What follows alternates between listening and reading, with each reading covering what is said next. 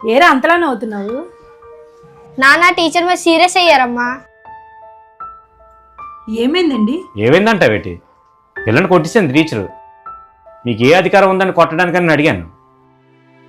ఏదో క్లాస్లో పిల్లని కొట్టాడంట, దానికే కొట్టించింది టీచరు. ఎందుకు కొట్టా? పెన్ ఇవ్వలేదని మూతి మీద గుద్దాను. వీడి చేసిన పని ఏంటండి? అయితే కొట్టేస్తారా? ఆడు మొన్న హోంవర్క్ చేయకపోతే మీ చేతి వేళ ఆడు బీప్ కంటుకున్నట్టు కొట్టారు కదా, మరి దేనికి కొట్టారు? వీడు సరిగ్గా చదవలేదని మీరు కొట్టచ్చు, తన స్టూడెంట్ తప్పుదారిలో వెళ్ళకూడదని ఒక టీచర్ మందలించకూడదా? పిల్లల మీద మనం చూపించేది ప్రేమ అయితే వాళ్ళు పిల్లల మీద చూపించేది బాధ్యత అండి. పిల్లల అభివృద్ధిలోకి వస్తే మనం ఎంత ఆనందపడతామో ఆ అభివృద్ధికి కారణం టీచర్లేనండి. వాళ్ళు అలా కఠినంగా ఉంటేనే వీళ్ళు క్రమశిక్షణతో పెరుగుతారు. నేను చాలా పెద్ద పొరపాటు చేశాను. రేపే ఆ టీచర్ని క్షమాపణ అడుగుతాను. టీచర్ని ప్రశ్నించే ముందు మన పిల్లలు ఏం చేశారో అడిగి తెలుసుకోండి.